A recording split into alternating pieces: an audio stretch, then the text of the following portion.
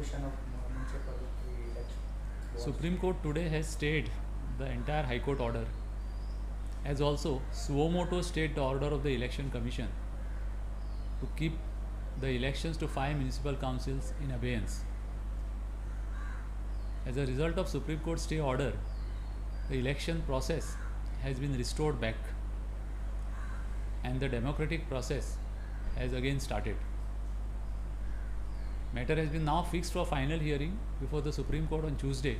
In the meanwhile, the parties are directed to complete the pleadings. And we are very hopeful that we will succeed in this matter before the Supreme Court, because in our view, the High Court could not have interfered with the election process. The elections are the foundation of a democracy. This democracy rests on the election process. And it is all over the world a common thread in democracy that in election matters there is no interference whatsoever, because if there is interference in election matters by courts, then it is interference in the democracy. Democracy rests on the elected representatives of the people.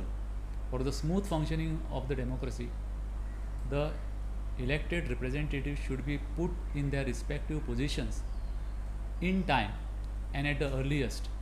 So this principle has been evolved over a period of centuries, and our Supreme Court, in at least 2 constitutional bench judgments and 1 9 judges bench of the Supreme Court in S.R. Bommai case, has clearly said that a court shall not interfere with the election process, because this will go to interfere with the democracy directly.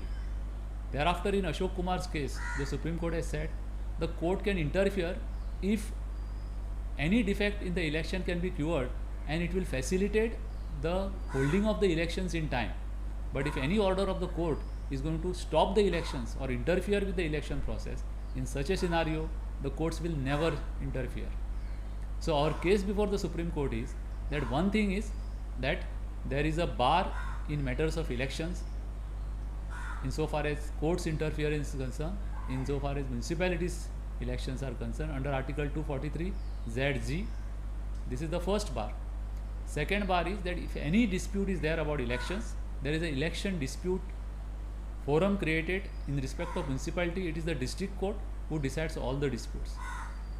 Thirdly, in our view, the High Court has not considered these issues, and therefore we have challenged the order before the Supreme Court of India, and we are very hopeful that we will succeed before the Supreme Court of India, and this democratic process will be continued and completed at the earliest, so that the people's right and the right of the voters and the right of the public in no manner is affected.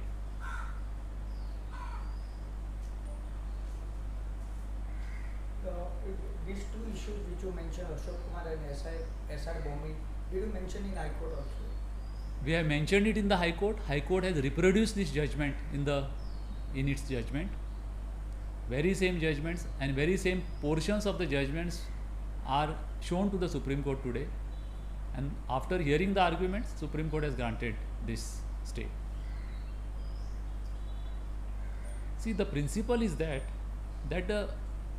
there are hundreds of cases in respect of elections. Let us say there are 500 parliamentary elections or seats in the country. If somebody imagines that there is something wrong in every matter and everybody files cases in the different courts in the country, the whole elections will be stored, and that is not permitted by the Constitution.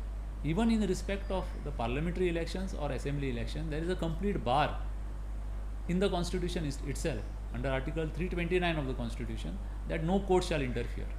Similar bar is there in respect of panchayat election and in respect of municipality election. So we are harping on that point.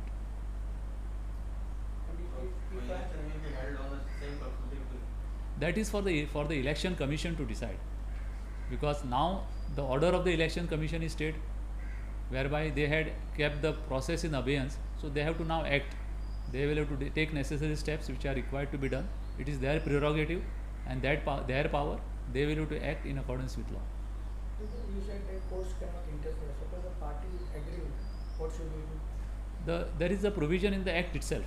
Supposing that there was something wrong in the election, then after the election is completed, you file election petition, and in the election petition you can point out to the court saying that these are the wrong things which have happened. Or even if that is not possible, the party can file a petition in the High Court and say that this election is required to be set aside, okay, because there was something wrong about it or some law was not followed. But that should happen after the election is completed, not before the election is completed. No party is denied of any right to challenge the election. But the point is, at one point of time this challenge can come. This challenge can come only after the conclusion of election. If the court finds, even if the High Court finds that after the election there was something wrong about this election, the High Court will set aside those elections. So that is one thing to say that the court should not interfere in the election process, and it is completely another thing to say that after the elections are completed, the court will not interfere. There is no such a bar. The bar is insofar as the election process is concerned.